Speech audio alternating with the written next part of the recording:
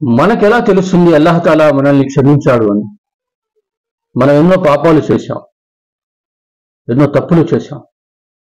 కేవలం చెంపల మీద కొట్టుకోవడం వలనో, పెదాలు కలిపి క్షమాపణ అడిగినంత మాత్రాన అల్లాహ్ తాలా క్షమించేస్తారా? ఎలా తెలుస్తుంది మనకి అల్లాహ్ తాలా క్షమించారని? ధర్మ విద్వాంసులు అయితే పుస్తకాల్లో రాశారు.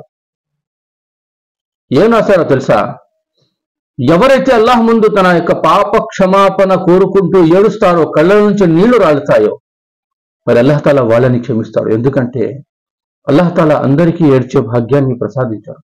అల్లాహ్ తాలా ఎవరినైతే ప్రేమిస్తారో, ఎవరినైతే క్షమించాలనుకుంటారో వాళ్ళకి మాత్రమే అల్లాహ్ తన ముందు ఏడ్చే భాగ్యాన్ని ప్రసాదిస్తాడు. పాప క్షమాపణతో అల్లాహ్ ముందు చేతులెత్తి ఎవరైతే ఏడుస్తున్నారో, ఇక ముందు అల్లాహ్ ఎటువంటి పాపం చేయనని సంకల్పం చేస్తారో, మరి అల్లాహ్ తాలా వాళ్ళని క్షమించినట్టే.